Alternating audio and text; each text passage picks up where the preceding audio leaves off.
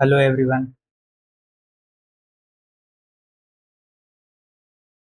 This is a lecture 1 for BPSC PYQ. तो BPSC के हम हिस्ट्री के सारे PYQ करने वाले हैं।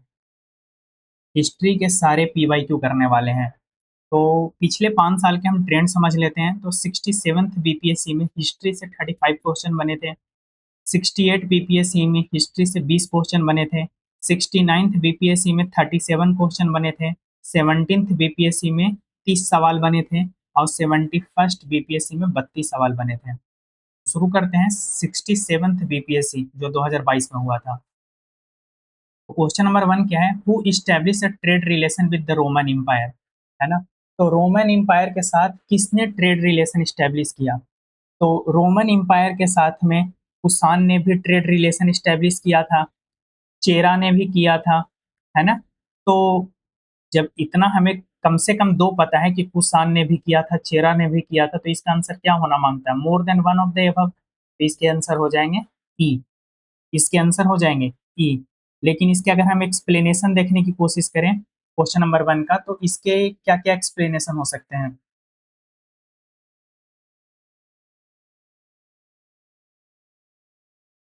तो रोमन एम्पायर के साथ इंडिया का ट्रेड रिलेशन था पेपर में, स्पाइसेस में, आइवरी में। नेक्स्ट है question number 2। Muslim ruler whose empire was regarded as the part of the दर उल इस्लाम। कौन सा ऐसा मुस्लिम रूलर था जिसका एम्पायर को हम दर उल इस्लाम कहते हैं, है ना? तो कौन सा है? तो इल्तुतमिश। इल्तुतमिश इसके सही आंसर होगा। इल्तुतमिश इसके सही आंसर होगा क्योंकि इसने बगदाद से खलीफा से अपने आप को रिकॉग्नाइज करवाया था। इसी जिसने भी रिकॉग्नाइज करवाता था अपने आप को खलीफा से, उसको दर उल इस्लाम कहते थे। दर उल इस्लाम कहते थे। नेक्स्ट है question number 3। Who among the following oppose the power of the khalifa. इसमें से कौन ऐसा था जिसने खलीफा के पावर को अपोज किया? खलीफा के पावर को अपोज किया, तो इसका सही आंसर है अलाउद्दीन खिलजी। अलाउद्दीन खिलजी जो था वो कभी भी खलीफा को सपोर्ट नहीं करता था, तो इसने खलीफा को अपोज किया था। Question number 4। तुगरील खान, है ना? Tughril Khan raised a standard of revolt during whose reign. तो तुगरील खान जो था ये किसके अगेंस्ट में रिवोल्ट शुरू किया? तो तुगरील खान जो था बलबन के अगेंस्ट में रिवोल्ट शुरू किया। तुगरील खान कहाँ का था? तो ये बंगाल का था, है ना? तो बंगाल का राजा था। तो Tughril Khan raised a standard of revolt during whose reign, तो बलबन के टाइम में। Who was the first Mughal ruler who fought against the British. कौन सा ऐसा मुगल रूलर था जिसने ब्रिटिश के अगेंस्ट में लड़ाई लड़ी थी? कौन सा ऐसा मुगल रूलर था जिसने ब्रिटिश के अगेंस्ट में लड़ाई लड़ी थी? तो औरंगजेब ने। औरंगजेब ने। तो who was the first Mughal ruler who fought against the British? Aurangzeb. Question number 6। Who introduce the policy of blood and iron. तो ब्लड एंड आयरन की पॉलिसी किसने इंट्रोड्यूस किया था in the administration of the Delhi सल्तनत? तो ये तो हमें पता ही है, ब्लड एंड आयरन का पॉलिसी लाया गया था बलबन के द्वारा। बलबन के द्वारा। Question number 7। Which ruler of the Delhi Sultanate introduce the Persian festival of the Navroz. कौन सा ऐसा दिल्ली सल्तनत का रूलर रहा है जिसने एक पर्सियन फेस्टिवल नौरोज को इंडिया में इंट्रोड्यूस किया? इंडिया में इंट्रोड्यूस किया, तो इसका भी क्रेडिट जाता है बलबन को। बलबन को। अलाउद्दीन खिलजी इसके सही आंसर नहीं होंगे, इल्तुतमिश भी नहीं होंगे, मोहम्मद बिन तुगलक भी नहीं होंगे, तो कौन होंगे? Balban. Question number 8। Which ruler of the Delhi Sultanate organized the military department known as the दीवान-ए-अर्ज? है ना? तो दिल्ली सल्तनत का कौन सा ऐसा रूलर था जिसने ऑर्गेनाइज किया मिलिट्री डिपार्टमेंट को? मिलिट्री डिपार्टमेंट को ऑर्गेनाइज करने का क्रेडिट दिल्ली सल्तनत में किसे जाता है? दिल्ली सल्तनत में किसे जाता है? तो इसके सही आंसर होंगे बलबन। सही आंसर होंगे बलबन, है ना? ऐसे गयासुद्दीन तुगलक ने भी किया था, मिलिट्री डिपार्टमेंट को ऑर्गेनाइज ऑर्गेनाइज किया था, लेकिन पीपीएससी ने किसको आंसर माना है? बलबन को माना है। Question number 9। Which which of the following statement regarding the Harshvardhan, है ना? कौन कौन से ऐसा इसमें स्टेटमेंट है? विच of the following statement regarding the Harshvardhan is a correct. Harshvardhan के रिस्पेक्ट में कौन कौन सा स्टेटमेंट इसमें सही है? हर्षवर्धन के रिस्पेक्ट में कितने स्टेटमेंट सही है? तो तीनों के तीनों स्टेटमेंट सही है। पहला, दूसरा, तीसरा, तो यानी कि इसके सही आंसर हो जाएंगे option number D. First statement क्या बोल रहा है? He belong to the Pushyabhuti dynasty, एकदम सही बात है कि हर्षवर्धन जो था पुष्यभूति डायनेस्टी से बिलोंग करता था। सेकंड, जिवजैंग जो था एक चाइनीज पिलग्रिमेज था, वो हर्षवर्धन के टाइम पीरियड में ही इंडिया में विजिट करता है। And Kannauj become the capital during his rain, है ना। और हर्षवर्धन के टाइम में इसका कैपिटल कौन बनता है? कन्नौज भी बनाया जाता है। क्यों? क्योंकि इसकी बहन की शादी हुई थी कन्नौज के रूलर के साथ में। बाद में कन्नौज का रूलर मार दिया जाता है किसी दूसरे पाला डायनेस्टी के द्वारा, तो हर्षवर्धन ही कंट्रोल करता है कन्नौज को।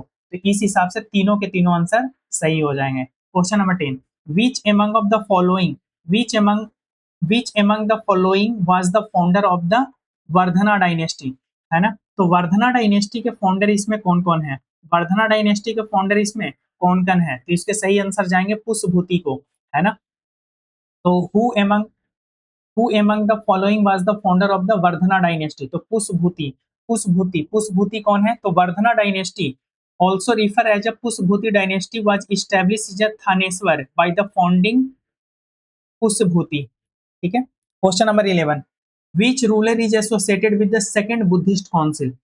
कौन सा ऐसा रूलर है जो एसोसिएटेड है सेकंड बुद्धिस्ट काउंसिल से? विच ruler is associated with the second Buddhist council? Second Buddhist council से कौन सा रूलर एसोसिएटेड है? सेकंड बुद्धिस्ट काउंसिल से रिलेटेड कौन सा है? तो इसका सही आंसर हो जाएगा कालाशोक, है ना। Kalashok, king Kalashok of the Shishunag dynasty. Kalashok किसका है? तो शिशुनाग डायनेस्टी का है।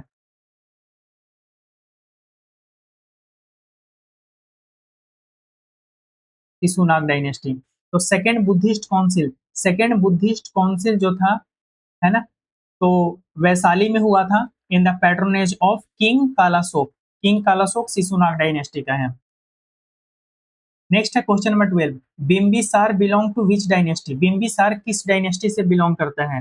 बिम्बिसार किस डायनेस्टी से बिलोंग करता है? तो इसके सही आंसर हो जाएंगे हरियंक डायनेस्टी, हरियंक डायनेस्टी, है ना। तो Bimbisara who expanded the early Magadha reach through the strategic matrimonial alliance and conquest and early monarch who founded the Haryanka dynasty. तो बिम्बिसार किस डायनेस्टी से बिलोंग करता था? हरियंक डायनेस्टी से। इसने अपने टेरिटरी को एक्सपेंड कैसे करी? तो मैट्रिमोनियल अलायंस के थ्रू प्लस कॉन्क्वेस्ट के through. Matrimonial alliance plus conquest के थ्रू बिम्बिसार ने अपनी टेरिटरी को एक्सपेंड करने की कोशिश करी या एक्सपेंड किया। Question number 13, which Gupta ruler assumed the title, है ना, महेंद्र आदित्य? महेंद्र दित्या कौन सा ऐसा गुप्ता रूलर था जिसने महेंद्र दित्या का टाइटल लिया, है ना, महेंद्र दित्या का टाइटल लिया? तो इसके सही आंसर चले जाएंगे कुमार गुप्त वन को, कुमार गुप्त वन को।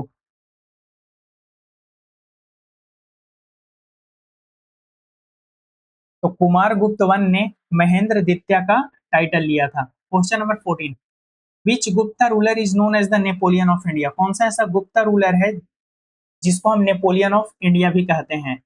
नेपोलियन ऑफ इंडिया कहते हैं। तो इसके सही आंसर हो जाएंगे समुद्रगुप्त। समुद्रगुप्त को नेपोलियन ऑफ इंडिया कहते हैं, है ना। नेपोलियन ऑफ इंडिया समुद्रगुप्त को कहा जाता है। एंड कुमार गुप्त ने एक टाइटल लिया था महेंद्र दित्या का, महेंद्र दित्या का। Question number 15, which of the following statement regarding the Gupta administration is are correct? कौन से इसमें ऐसे स्टेटमेंट है जो गुप्ता एडमिनिस्ट्रेशन को लेकर के करेक्ट हैं? गुप्ता एडमिनिस्ट्रेशन को लेकर के करेक्ट हैं।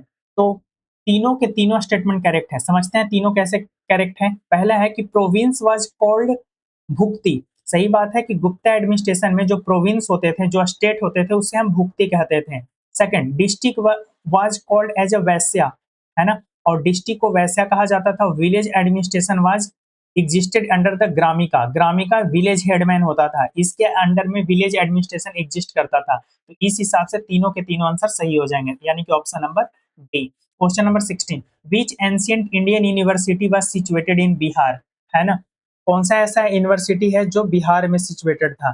तो विक्रमशिला, है ना, नालंदा तो है नहीं, तो कौन सा आंसर हो जाएगा? विक्रमशिला, विक्रमशिला। नेक्स्ट है question number 17, which of the following statement regarding the Nalanda university is correct? Nalanda university के रिस्पेक्ट में कितने स्टेटमेंट सही है? नालंदा यूनिवर्सिटी के रिस्पेक्ट में कितने स्टेटमेंट सही है? तो नालंदा यूनिवर्सिटी के रिस्पेक्ट में तीनों के तीनों स्टेटमेंट सही है। मतलब जितने में, अगर अभी तक 3 सवाल आ चुके हैं, तीनों में ऐसा 3 ऐसे सवाल थे जिसमें 3-3 ऑप्शन थे, तीनों के तीनों सही हो रहे थे। तो नालंदा यूनिवर्सिटी के रिस्पेक्ट में कौन-कौन सा स्टेटमेंट सही है? तो पहला स्टेटमेंट बोल रहा है, it flourished during the Gupta period. सही बात है कि गुप्ता टाइम पीरियड में ही यह फ्लरिश हुआ था। गुप्ता टाइम पीरियड में ही ये फ्लरिश हुआ था। नेक्स्ट, ज्यूनजैंग स्टडी दियर, है ना, एक चाइनीज पिलग्रिमेज था ज्यूजैंग, उसने भी यहाँ पे स्टडी किया था। सही बात है ना, स्टडी प्लस टीचिंग दोनों किया था। उसके बाद तीसरा है भक्ति, है ना, बख्तियार खिलजी डिस्ट्रॉयड इट। एकदम सही बात है कि बख्तियार खिलजी ने 1200 एडी में 1200 एडी में इसे डिस्ट्रॉय किया था। यानी कि तीनों के तीनों स्टेटमेंट सही हो जाएंगे। Question number 18, who among of the following invaded Bihar and destroyed Nalanda university, है ना, इसमें से कितने हैं? Who among of the following invaded Bihar, है ना, who among the following invaded Bihar and destroyed Nalanda university, है ना, किसने बिहार को इन्वेड किया और नालंदा यूनिवर्सिटी को डिस्ट्रॉय किया? देखो एक ही सवाल बार बार रिपीट हो रहा है, बख्तियार खिलजी, है ना, Bakhtiyar Khilji. Question number 19, which of the following statement regarding the ancient Bihar is correct? Ancient Bihar के रिस्पेक्ट में कौन कौन सा स्टेटमेंट सही है? एंशियंट बिहार के रिस्पेक्ट में कौन कौन सा स्टेटमेंट सही है? तो तीनों के तीनों स्टेटमेंट सही है। कैसे सही है? पहला, Pataliputra was the capital of the Magadh, है ना, मगध का कैपिटल कहाँ था? पाटलिपुत्रा, एकदम सही बात है। दूसरा, Licchavi, Vaishali was associated with the Licchavis, एकदम सही बात है कि वैशाली जो था वो लिच्छवी के साथ एसोसिएटेड है। तीसरा, Rajgir was an important centre of the Buddhism, एकदम सही बात है कि बुद्धिज्म का इंपॉर्टेंट सेंटर कौन सा हुआ करता था? तो राजगीर हुआ करता था।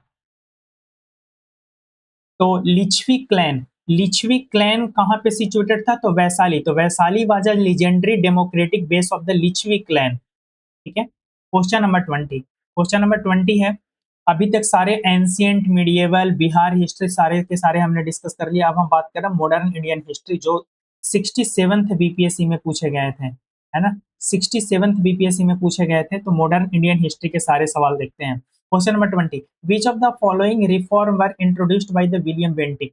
कौन कौन से ऐसे रिफॉर्म हैं जो इंट्रोड्यूस किए गए थे विलियम बेंटिक के द्वारा? कौन कौन से ऐसे रिफॉर्म है जो विलियम बेंटिक के द्वारा लाए गए थे? विलियम बेंटिक के द्वारा लाए गए थे। तो एबोलिशन ऑफ सती लाया गया था विलियम बेंटिक के द्वारा। सेकंड, एबोलिशन ऑफ स्लेवरी, नहीं, एबोलिशन ऑफ स्लेवरी इनके द्वारा नहीं लाया गया था।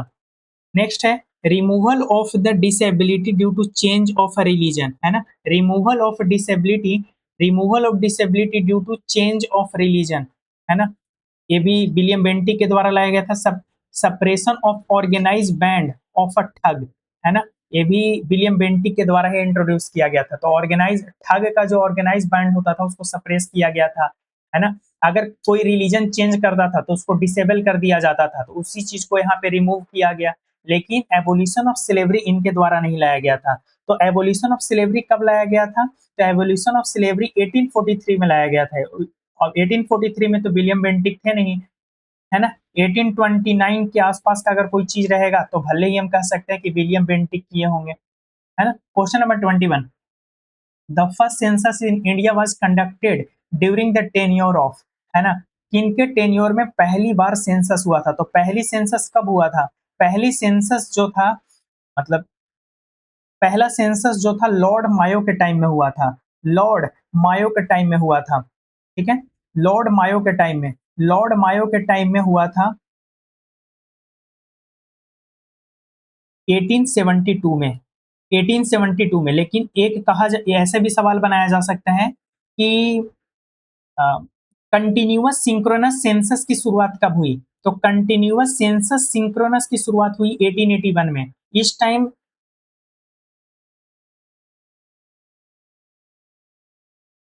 किनका टेन्योर था? तो इस टाइम टेन्योर थे लॉर्ड रिपन का।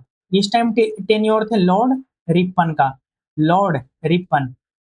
ठीक है, लेकिन जब 1872 में हुआ था तो इस टाइम किनका टेन्योर था? लॉर्ड मायो का, लॉर्ड मायो का। Question number 22, which of the following statement regarding the Bhagat Singh? Bhagat Singh के रिस्पेक्ट में कौन कौन से स्टेटमेंट सही है? भगत सिंह के रिस्पेक्ट में कौन सा स्टेटमेंट सही है? पहला, he founded the Hindustan Republican Association, नहीं, गलत बात है। तो ये राम प्रसाद बिस्मिल के द्वारा किया गया था। Question number second, he was associated with the Hindustan Socialist Republican association.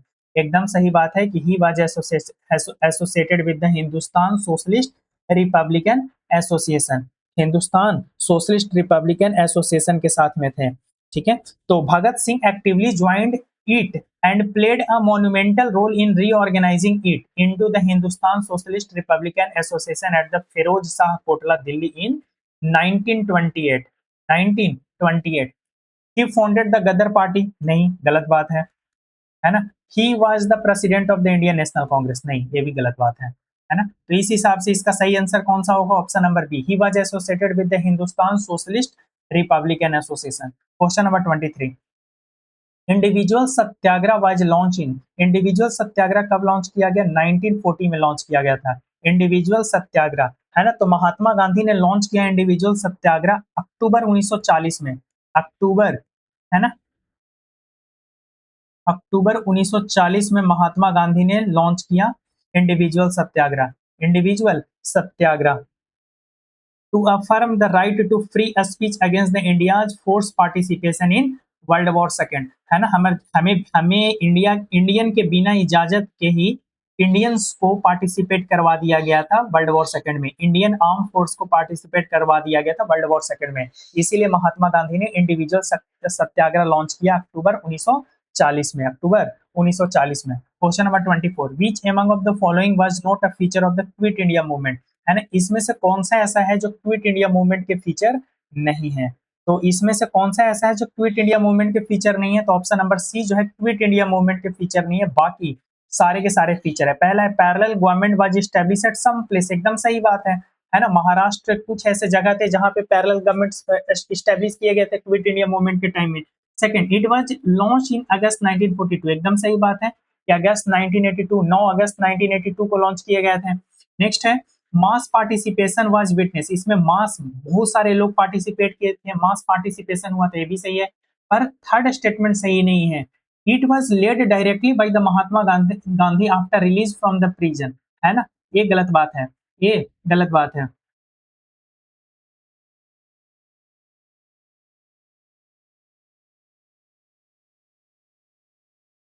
Question number 25, the Bardoli satyagraha. Bardoli satyagraha was associated with the, Bardoli satyagraha किस चीज से एसोसिएटेड है? तो Bardoli satyagraha is associated with the Vallabh Bhai Patel. Bardoli satyagraha किस चीज से एसोसिएटेड है? तो वल्लभ भाई पटेल से इस्टेब्लिश है। तो बारदोली सत्याग्रह कब होता है?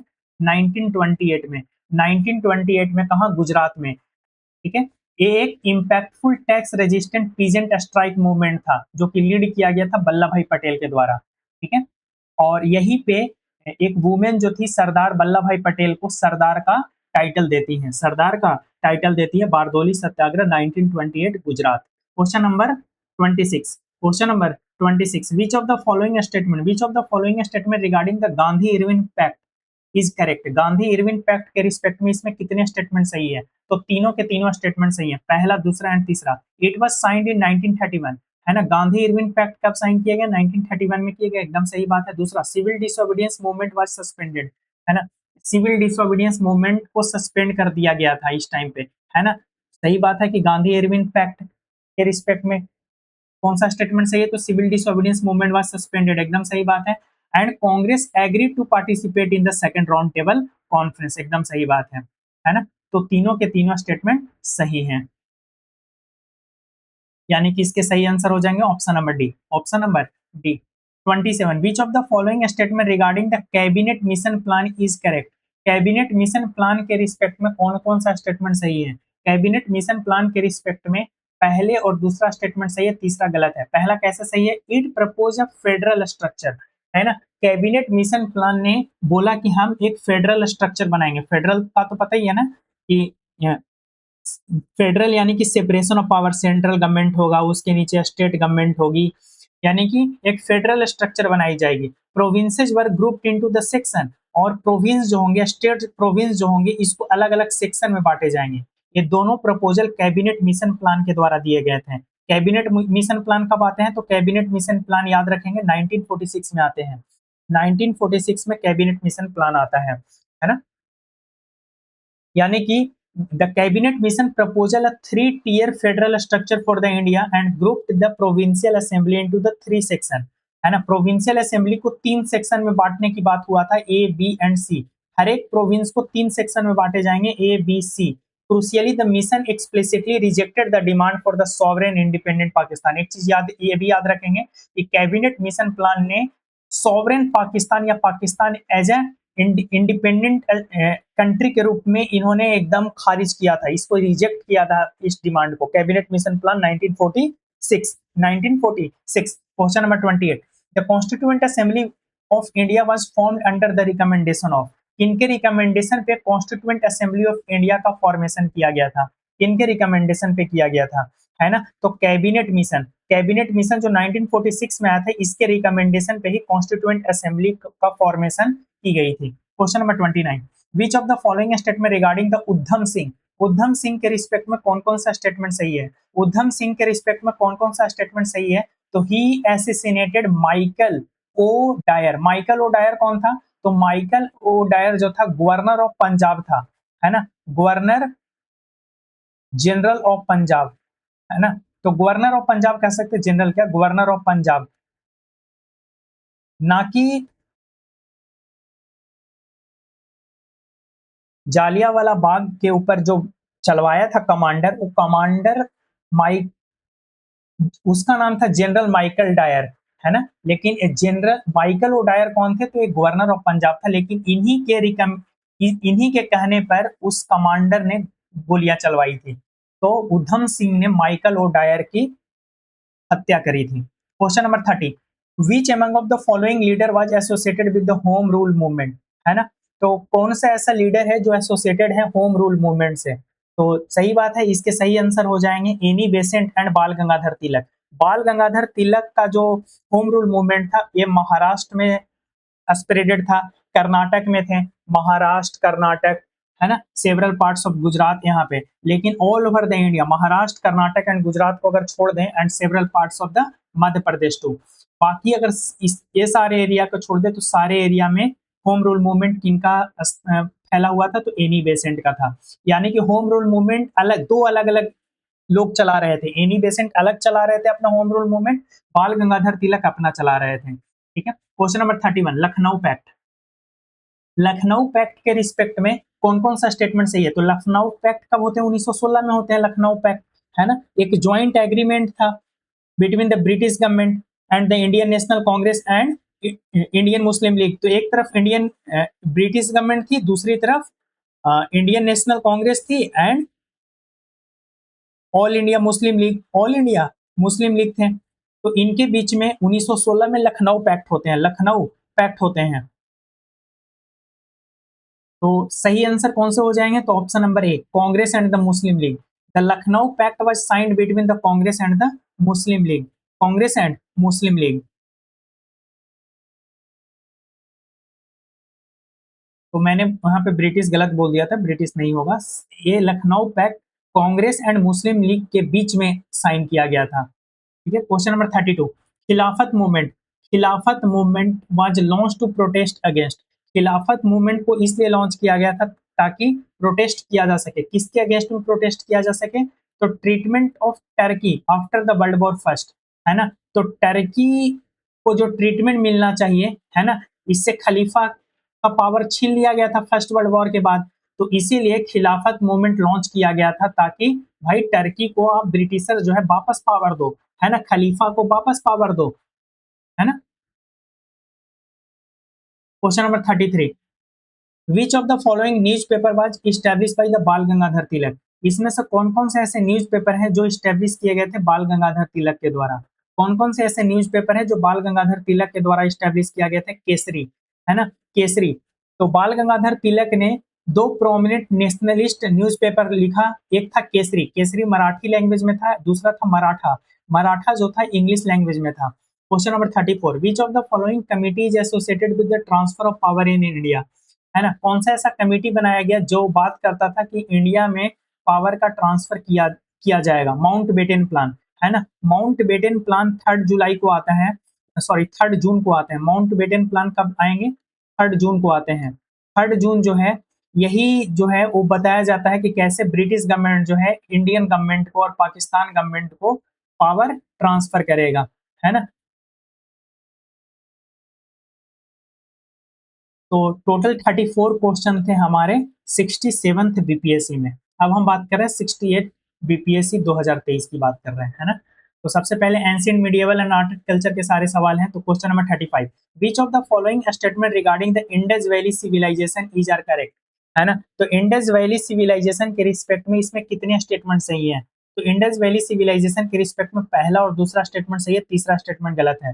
Lothal was an important port city, एकदम सही बात है कि इंडस वैली सिविलाइजेशन में लोथल एक इंपॉर्टेंट पोर्ट सिटी था, ठीक है। दूसरा, Harappan is situated on the bank of Ravi river, है ना। तो हड़प्पा सिविलाइजेशन जो था वो रावी रिवर के बैंक पे सिचुएटेड था, एकदम सही बात है। लेकिन तीसरा, the the people of Indus valley were familiar with the iron, नहीं नहीं नहीं, आयरन तो भाई लेटर वैदिक टाइम पीरियड में इसको इसकी खोज की गई थी, यानी कि लगभग आप मान के चलो 1000 बीसी में, 1000 बीसी में। Question number 36, which of the following is a correctly match, है ना। तो इसमें से कौन कौन से ऐसे हैं जो करेक्टली मैच है, इसमें से कौन कौन से ऐसे हैं जो करेक्टली मैच है।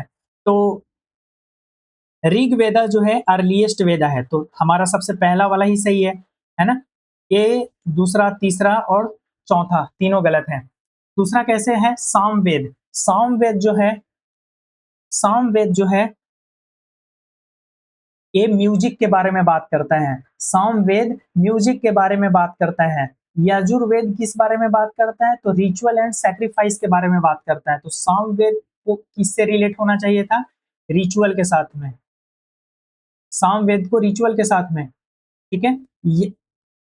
सॉरी, यजुर्वेद को रिचुअल के साथ में, यजुर्वेद को रिचुअल के साथ में एंड सामवेद को म्यूजिक के साथ में, ठीक है। अथर्ववेद, अथर्ववेद को रिलेट किया जाना चाहिए था, है ना। तो मैजिक के साथ में, अथर्ववेद को रिलेट किया जाना चाहिए था मैजिक के साथ में, है ना, मैजिक के साथ में। Question number 37, which of the following statement regarding Jainism, Jainism के रिस्पेक्ट में कितने स्टेटमेंट सही है। तो तीनों के तीनों स्टेटमेंट सही है ना। पहला, दूसरा, तीसरा तीनों सही है। पहला है महावीरा वाज द 24th तीर्थंकर, सही बात है कि महावीर जो थे वो 24 नंबर के तीर्थंकर थे और लास्ट तीर्थंकर थे। Jainism rejected the authority of the Veda, है ना, जैनिज्म वेदा के ऑथोरिटी में नहीं मानता था, एकदम सही बात है। जैनिज्म बिलीव इन द अहिंसा, ये तो हमें पता ही है कि जैनिज्म अहिंसा में मानता है। तो तीनों के तीनों स्टेटमेंट सही है, जैनिज्म वेदा में नहीं मानता है या वेदा के ऑथोरिटी को नहीं मानता है। Gautam Buddha, question number 38, Gautam Buddha attainment enlightenment at, है ना, इनलाइटमेंट इनको कहाँ मिलता है, बोध गया में, बोध गया में। Question number 39, which ruler convened the third Buddhist council, कौन से ऐसे रूलर थे जिसने थर्ड बुद्धिस्ट काउंसिल करवाया था, थर्ड बुद्धिस्ट काउंसिल करवाने वाले कौन से रूलर थे, है ना। तो अशोका, अशोका ने थर्ड बुद्धिस्ट काउंसिल करवाई थी, कब, 250 बीसी में, 250 बीसी में, है ना, 250 बीसी में करवाया था। कहाँ, कौन सा जगह था, पाटलिपुत्रा,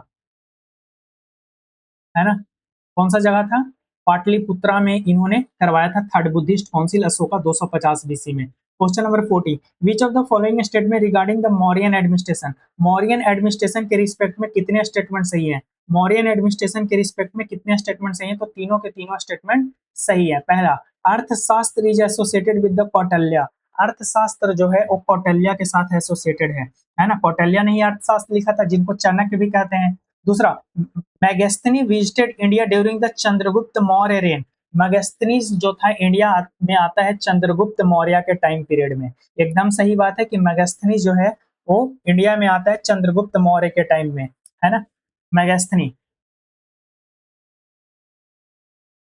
और मैगस्थनी ने ही कौन सा किताब लिखा था, indica, indica. Question number 3 option, Ashoka propagated धर्म धम्मा, है ना, तो अशोका ने धम्मा को प्रोपोगेट किया था, एकदम सही बात है। तो तीनों के तीनों स्टेटमेंट सही है। Question number 41, which of the following are the court poet of the Samudragupta, है ना, समुद्रगुप्त के कोर्ट पोएट कौन है।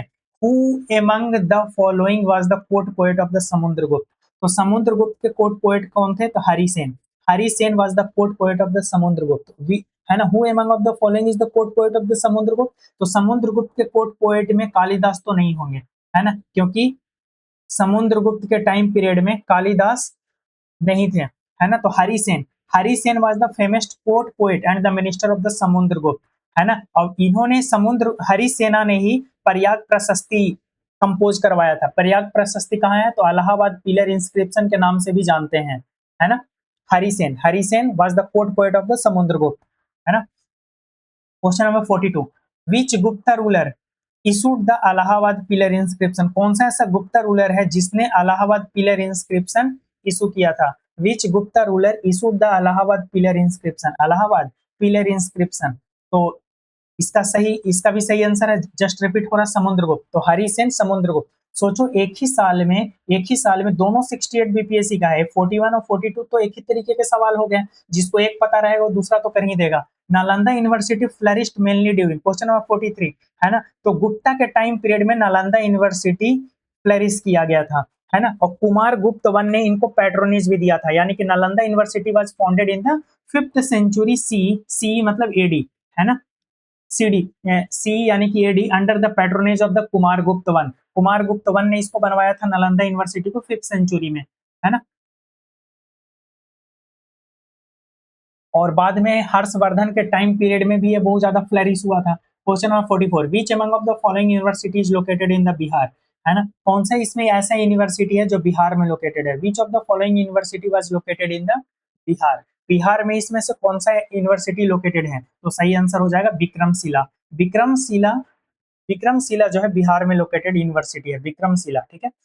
ये भी रिपीट हो रहा है, ये 67th बीपीएससी में भी था विक्रमशिला वाला, एंड 68 में भी आ रहा है ना। Question number 45, who founded the slave dynasty, किसने स्लेव डायनेस्टी की फाउंडेशन रखी, तो कुतुबुद्दीन ऐबक ने, कुतुबुद्दीन ऐबक ने। क्वेश्चन नंबर 46, क्वेश्चन नंबर 46 बोला जा रहा है कि विच दिल्ली सल्तनत, है ना, which Delhi Sultanate introduce the iqta system on the large scale, तो इक्ता सिस्टम की शुरुआत करने वाला रूलर कौन था लार्ज स्केल पर, इल्तुतमिश, याद रखेंगे, है ना। तो Iltutmish structurally organized and institutionalized the agrarian military Ikta system on the large scale to pay his army, है ना। तो इक्ता सिस्टम क्या होता था, एक इक्तदारी सिस्टम होता था, आप काम करोगे, है ना, राजा के अंदर में, तो आपको कोई पेमेंट नहीं दी जाएगी, आपको एक प्लॉट दे दिया जाएगा, इसमें आप खेती करोगे, आप खेती करवाओगे, और बदले में आप इससे सैलरी रखोगे और बाकी बचा हुआ सैलरी सरकार को दोगे, है ना, राजा को भेजोगे। Question number 47, which among of the following built the Alai Darwaza, Alai दरवाजा किसने बनवाया था, अलाई दरवाजा बनाया गया था अलाउद्दीन खिलजी के द्वारा, है ना। तो Alai Darwaza an exceptional specimen of the early Indo Islamic architecture, Alai Darwaza जो है इंडो इस्लामिक आर्किटेक्चर पे बना हुआ है ना, इंडो इस्लामिक आर्किटेक्चर है, इंडो इस्लामिक आर्किटेक्चर है ना, जो कि अलाउद्दीन खिलजी के द्वारा 1311 एडी में बनाया गया था, है ना, 1311 एडी में बनाया गया था, ठीक है। तो अलाई दरवाजा किसका गेट है, तो southern gateway of the Quwwat ul Islam mosque, तो कुवैत उल इस्लाम मॉस्क का एक सदर्न गेट है जिसको अलाई दरवाजा कहते हैं, जो कि अलाउद्दीन खिलजी के द्वारा बनाया गया था। Question number 48, which Muslim emperor introduce the Din e इलाही, है ना, कौन सा ऐसा मुस्लिम इंपेरर है जिसने दीन ए इलाही इंट्रोड्यूस किया था, तो ये सही आंसर चला जाएगा अकबर को। अकबर ने दीन ए इलाही कब शुरू किया था, तो 1582 में, 1582 में, 1582 एडी में इसने शुरू करी थी दीन ए इलाही, दीन ए इलाही, ठीक है। तो दीन ए इलाही क्या था, तो दीन ए इलाही एक syncretic socio religious code blending था, है ना, जिसमें इस्लाम, हिंदुज्म, जोरेस्ट्रियन, क्रिश्चियनिटी सब मिले जुले हुए थे। क्वेश्चन नंबर 49, एन ए अकबरी, एन ए अकबरी किनके द्वारा लिखा गया था, तो अबुल फजल के द्वारा लिखा गया था। तो एन ए अकबरी जो है third volume and master imperial chronicle Akbarnama है ना, जिसमें अकबर के एम्पायर के एडमिनिस्ट्रेशन के बारे में बात किया जाता था।